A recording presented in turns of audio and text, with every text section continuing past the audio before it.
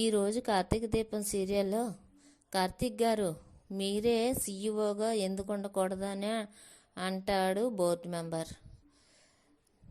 నేను సలహాదారునిగా మాత్రమే ఉండాలనుకుంటున్నాను. కొన్ని వ్యక్తిగత కారణాల వల్ల, కొన్ని నిబంధనల వల్ల ఈ బాధ్యత నేను తీసుకోలేను. దయచేసి అర్థం చేసుకోండి అని కార్తీక్ అంటాడు. జోష్న, బావ మాట్లాడేది నిజమైతే డాడీ ఎందుకు ఆపుతున్నారు? ఏదో ఉంది అని మనసులో అనుకుంటుంది జోష్న. చెప్పు దశరథ అని శ్రీమన్నారాయణ అంటాడు. మన ఫ్యామిలీలో ఇంకెవరున్నారు? అసలు జోష్న సీఈఓగా ఉండడానికి నీ అభ్యంతరం ఏంటి? ముందు ఈ 2 ప్రశ్నలకి సమాధానం చెప్పు అని అంటాడు శ్రీమన్నారాయణ. కొంచెం మీతో పర్సనల్గా మాట్లాడాలి నాన్న అంటాడు Dasharatha. Okay dear members, small break. అందరూ కాఫీ తాగండి. బ్రేక్ తర్వాత మీటింగ్ కంటిన్యూ చేద్దాం.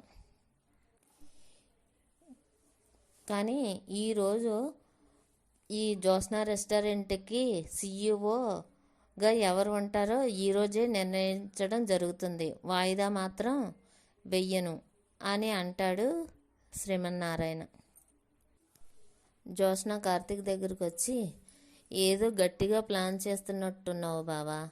ఈరోజు జోష్నని సీఈఓ అవ్వకుండా ఆపలేవు అని అంటుంది జోష్న. ఆల్ ది బెస్ట్ అంటాడు కార్తీక్. జోష్నకి, శ్రీధర్ అన్న, మీ అమ్మ బాగా చదువుకుంది కదా, సీఈఓగా తను ఉండొచ్చు కదా అని చెప్పిన మాటలు గుర్తు తెచ్చుకుంటుంది. ఏంటి డాడీ ఒకవేళ మామయ్య చెప్పిందే గనక నిజం చేస్తాడనుకుంటున్నాడా అని మనసులో అనుకుంటుంది. ఇక్కడ ఏంటి దశరథ చెప్పు అని అంటాడు శ్రీమన్నారాయణ. మనం గతంలో చేసిన దాన్ని ఇప్పుడు గుర్తుపెట్టుకొనే మనం ఏ నిర్ణయం తీసుకోవాలన్నా తీసుకోవాలి అంటాడు దశరథ. జోష్నకి కార్తీక్ అంటే ఇష్టం. కార్తీక్ని పెళ్లి చేసుకోవడం కుదరదు అని మనం అంతా చెప్తేనే వేరే పెళ్ళికి ఒప్పుకుంది, లేకపోతే కార్తీక్నే చేసుకుంటాను అనుకుంటుంది. ఇప్పుడు పెళ్ళికి ఒప్పుకుంది కదా, ఇంకేం ప్రాబ్లం అంటాడు శ్రీమన్నారాయణ. ఇప్పుడు అంత ఈజీగా ఒప్పుకోవడమే ప్రాబ్లం నానా. అంత ఈజీగా ఎందుకు ఒప్పుకుంది?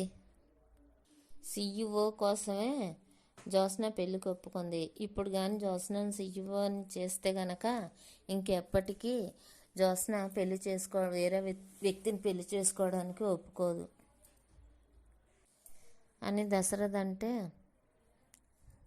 అవును మామయ్య, నిజమే మామయ్య అని అంటాడు కార్తీక్. ఏంటి నువ్వు మీ మామయ్యకి సపోర్ట్ చేస్తున్నావు? నేను సుమిత్రకి మాట ఇచ్చాను జోష్నని సీఈఓ చేస్తానని.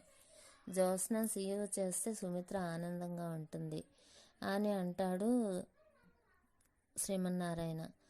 ఒకవేళ గనక సీఈఓని చేస్తే ఎట్టి పరిస్థితుల్లోని జోష్న మాత్రం వేరే వాళ్ళని ఎవరిని పెళ్లి చేసుకో తాత, ఇది మాత్రం ఖచ్చితం అని అంటాడు కార్తీక్. అయితే మరి నేను ఇచ్చిన మాట తప్పమంటావా అంటాడు శ్రీమన్నారాయణ. మీరు మాట తప్పకుండా ఉండాలి, జోష్న పెళ్లి జరగాలంటే నేను చెప్పినట్టు చెయ్యాలి, మీరు నిజం నమ్మాలి అని అంటాడు కార్తీక్. ఇది నేను చెప్పాక వర్కౌట్ అవ్వదు అంటారు, కానీ మీరు అవుతుందనే చెప్పాలి అని అంటాడు కార్తీక్. సుమిత్ర ఆనందంగా ఉంటే చాలురా, నేను ఏ పనైనా చేస్తాను అంటాడు శ్రీమన్నారాయణ. అయితే ఏంటో చెప్పరా అనేసి అంటాడు కార్తీక్. చెప్తాడు మేడం. జ్యోత్స్న వీళ్ళు ఏం మాట్లాడుకుంటున్నారో నాకు వినిపించట్లేదే అనేసి అనుకుంటుంది. ఆ తర్వాత శ్రీమన్నారాయణ మీటింగ్కి వచ్చేస్తాడు. వచ్చేసి, ఏంటి తన్ని గారు, ఏదో నాకు చెప్పాలనుకుంటున్నారు, చెప్పండి అని శ్రీమన్నారాయణ అంటే, ధరణి గారే కాదు మిగతా వాళ్ళందరూ కూడా అడగాలని అనుకుంటున్నారు. ఈ సంస్థను స్థాపించింది వేరు, అన్ని హక్కులు మీకున్నాయి, కానీ కొంతమందికి ఇవేవి అర్థం కావు అని జ్యోత్స్న అంటే, కాసేపు ఆగండి మేడం గారు, అన్నీ అర్థమవుతాయి అని కార్తీక్ అంటాడు.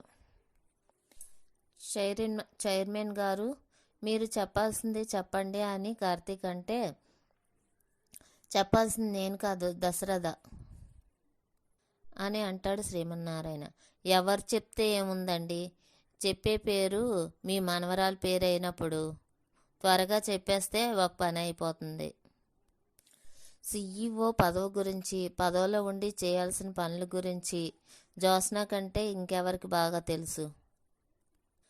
పదవికి కావాల్సింది అనుభవం ఒకటే కాదు, అర్హత కూడా కావాలి అని దశరథ్ అంటాడు. మీ కూతురికి మించిన అర్హత ఇంకెవరికి ఉంటుందని బోర్డు మెంబర్ అంటే, ఉంటే వాళ్ళకి అప్పచెప్పండి అని బోర్డు మెంబర్ అంటాడు. వాళ్ళకే ఫోన్ చేశాను అని దశరథ్ అంటాడు. నన్ను కాదని వీళ్ళు ఎవరిని CEO చేయాలనుకుంటున్నారు అని జ్యోత్స్న మనసులో అనుకుంటుంది. ఆ CEO ఎవరో చెప్తారా కొంచెం అని బోర్డు మెంబర్ అంటే, చెప్పడం ఎందుకు, ఇప్పుడే వస్తారు మీరే చూదురు కానీ అంటాడు దశరథ. ఆ వచ్చేవాడు నాకంటే తోపేమో అని జ్యోత్స్న మనసులో అనుకుంటుంది. జ్యోత్స్న రెస్టారెంట్ కొత్త CEO గ్రానీనా? ఏంటి, జ్యోత్స్న రెస్టారెంట్కి CEOని నేనేనా? అందుకే నన్ను పిలిచిందా? మీరు ఎంతగా కోరుకుంటుంటే నేను కాదనలేను. నన్ను CEO చేయాలన్న మీ అందరికీ అని పారిజాతం అనేసరికి, పారు ఒక్క నిమిషం, నువ్వు కాస్త వెనక్కి తప్పుకుంటే వెనకాల వాళ్ళు ముందుకు వస్తారని కార్తీక్ అంటాడు. వెనకాతల ఎవరున్నారు అని పారిజాతం చూస్తుంది. వెనకాతల దీప ఉంటుంది. దీపని చూసి, దీప రామ్మ అని దశరథ అంటాడు. దామ్మ కూర్చో పర్వాలేదు అంటాడు దశరథ. డాడీ ఒక్క నిమిషం, కాఫీలు టీలు ఈ ఆఫీసులో ఇవ్వడానికి రావాలి కానీ అంతేగాని కూర్చోడానికి కాదు అని అంటుంది జ్యోత్స్న. ఎవరిని అంటున్నావు అని పారిజాతం అంటుంది. దీప ఇప్పుడు పని మనిషి కాదు, జ్యోత్స్న రెస్టారెంట్కి కాబోయే CEO. దీపని అర్జెంటుగా తీసుకురమ్మని చెప్పింది ఇందుక అని పారిజాతం అడిగితే, అవును పిన్ని అంటాడు దశరథ. ఇప్పుడు నా మనవరాలకి అన్యాయం జరిగేలాగా ఉంది, నేనే అడ్డుపడాలి అని మనసులోని పారిజాతం అనుకుంటుంది. డాడీ, CEO అంటే chief executive officer, cleaning executive officer కాదు. నాకు తెలుసు జ్యోత్స్న, పదవి గురించే కాదు దాని బాధ్యతల కోసం కూడా నాకు తెలుసు. అందుకే ఒక బాధ్యత గల మనిషిని CEOగా అపాయింట్మెంట్ చేస్తున్నాను అని దశరథ అంటే, ఇంట్లో గిన్నెలు తోముకునే చేత్తో ఆఫీస్లో ఫైల్స్ మీద సంతకాలు పెట్టించడం అంటే రాంగ్ డెసిషన్ అని జ్యోత్స్న అంటే, ఇంక చాలా ఆపండి, నా భార్య ఏమీ CEO అవ్వాలనుకోవట్లేదు అని కార్తీక్ అంటాడు. గతంలో కూడా దీపని అడ్డు పెట్టుకొని మామయ్య గారిని సీఈఓని చేశారు. అప్పుడు బావ చెప్పారు, అందుకనే నేను సీఈఓగా బాధ్యతలు తీసుకున్నాను.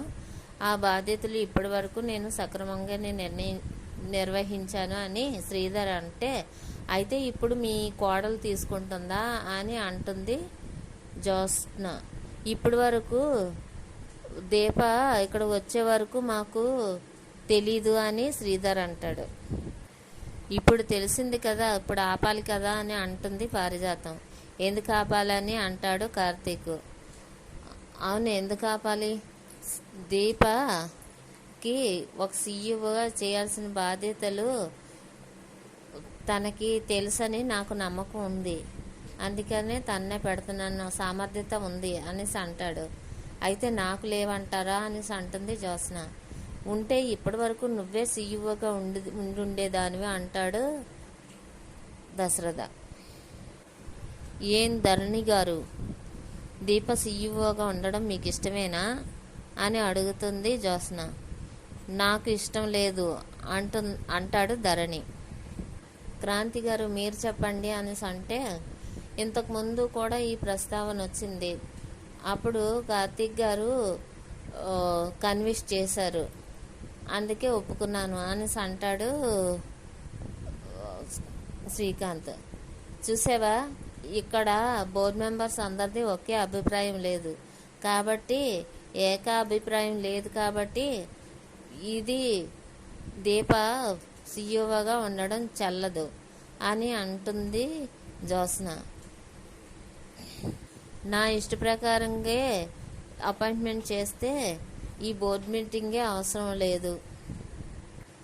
యాజ్ ఏ చైర్మన్గా ఈ రెస్టారెంట్ అభివృద్ధి కోసమే ఎదురు చూస్తూ ఉంటాను అని శ్రీమన్నారాయణ అంటే, దీపని సీఈఓ చేయడం కూడా ఈ సంస్థ అభివృద్ధిలో భాగమే అని దశరథ్ అంటాడు. కాబోయే సీఈఓ మీ ఫ్యామిలీ మెంబరే అయి ఉండాలని చెప్పాం కదా దశరథ్ గారు అని బోర్డు మెంబర్ అంటే, దీప కూడా మా ఫ్యామిలీ మెంబరే, పరాయిది కాదు, దీప నా కూతురు అని దశరథ్ అంటే అందరూ ఆశ్చర్యపడిపోయి, దీప మీ కూతురా అని బోర్డు మెంబర్ అడుగుతాడు. ఏంటి దశరథ్ కానీ తెలిసిపోయిందా కూతురని? జ్యోత్స్న కూడా అమ్మో డాడీకి తెలిసిపోయిందా తన కూతురని అని మనసులో ఇద్దరు అనుకుంటారు. బోర్డు మెంబర్ అడుగుతాడు, నా చెల్లెలు కోడలు నాకు కూతురే కదా అని దశరథ్ అంటే, ఇంకా ఎవరికైనా అభ్యంతరాలు ఉన్నాయేమో అని పారిజాతం అంటుంది. మీ ఫ్యామిలీ మ్యాటర్ కాబట్టి మేడం మాకు ఏ అభ్యంతరాలు లేవు అని బోర్డు మెంబర్స్ అంటారు. అభ్యంతరం నాకుందని జ్యోత్స్న అంటే, ఏంటి నీకు అభ్యంతరం ఉందా అని దశరథ్ అడుగుతాడు. ఈ పదవులు ఏవి నాకు వద్దు అయ్యగారు అని అంటుంది దీప. నువ్వు ఆగు దీప అని అంటాడు దశరథ. మిగతా వాళ్ళు అంగీకరించినట్లు ఇక్కడ మౌనంగా ఉన్నా కూడా వాళ్ళెవరూ అంగీకరించరు అంటుంది జ్యోత్స్న. ఓటింగ్ పెట్టి నిర్ణయించవచ్చు కదా అనేసి అంటుంది జ్యోత్స్న. అయితే సరే అంటాడు చైర్మన్. అయితే ఓటు హక్కు నువ్వు రాణి, శ్రీధర్, డాడీ వీళ్ళు అర్హులు కారు అంటుంది. సరే కానీ ఈ ఓటు హక్కు కార్తీక్ ఉంటుంది అంటాడు శ్రీమన్నారాయణ. ఆ ఓటు ఎవరికి వెళ్తుందో మాకు తెలుసులేండి అంటుంది జ్యోత్స్న. సరే అందరికీ చీటీలు ఇవ్వండి, ఎప్పుడు ఎలాగైతే ఓటింగ్ అవుతుందో ఆ విధంగానే జరుగుతుందని చెప్పేసి చెప్తాడు శ్రీమన్నారాయణ. స్లిప్స్ వాళ్ళు రాసేసాక తీసుకొని ఇలా తీసుకురండి అనేసి అంటాడు శ్రీమన్నారాయణ. దీప, పిన్ని మీరు కూడా కూర్చోండి అంటాడు దశరథ. దీప నువ్వు ఆ కార్తీక్ పక్కన కూర్చో, నేను ఇక్కడ కూర్చుంటాను అని అంటుంది పారిజాతం. సరే అని చెప్పి కార్తీక్ దగ్గర దీప కూర్చుంటుంది, జ్యోత్స్న దగ్గర ఏమో పారిజాతం కూర్చుంటారు. బావా ఇవన్నీ ఏంటి బావా అనేసి అంటుంది. నీకేం తెలీదు, జ్యోత్స్నని అడ్డుకోవడానికి ఎంతకంటే మంచి మార్గం నాకేం తెలియలేదు, నువ్వు భయపడకు అని చెప్తాడు కార్తీక్. ఇక్కడేమో ఏంటి గ్రాని దీపం తీసుకొస్తున్నట్టు ఒక మెసేజ్ పెట్టచ్చు కదా అనేసి అంటుంది జ్యోత్స్న. ఏమో నాకేం తెలుసు, పక్కనే హాస్పిటల్ ఉంది కదా, జ్యోత్స్నని తీసుకురమ్మంటే అక్కడ ఏవో టెస్టులు చేయిస్తారేమో అనుకున్నాను, కానీ ఇలా జరుగుతుందని నాకేం తెలుసు అంటుంది పారిజాతం. పారు డబుల్ గేమ్ ఆడుతున్నట్లుందని కార్తీక్ అంటాడు. జ్యోత్స్న చీటీలు నువ్వు తీసి చదివి వినిపించు, ఇందులో ఎవరికి ఎక్కువ ఓట్లు వస్తే వాళ్ళే ఈ రెస్టారెంట్కి CEO అని అంటాడు శ్రీమన్నారాయణ. వెళ్ళి జ్యోత్స్న నీకే ఎక్కువ ఓట్లు వస్తాయా అనేసి పారిజాతం అంటే, తాత ఎవరికి వేశాడో తెలియదు కదా అంటుంది జ్యోత్స్న. సరే సరే బేగ వెళ్ళు అనేసి అంటుంది. అప్పుడు వెళ్ళి 3 సార్లు లైన్గా జ్యోత్స్న జ్యోత్స్న జ్యోత్స్న అని పేర్లు తీసిస్తుంది. పేర్లు వస్తాయి.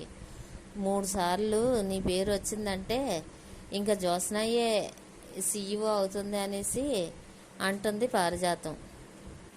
ఇంకెందుకులేండి తీయడం, అన్నీ అవే వస్తాయి, ఈ జ్యోత్స్నకి CEO పోస్ట్ ఇచ్చేయండి అని అంటుంది పారిజాతం. ఇంకెందుకు తీయడం అంటే, అలా ఇచ్చేస్తే దానికోసం ఇదంతా ఎందుకు చేయడం పారు అని కార్తీక్ అంటాడు.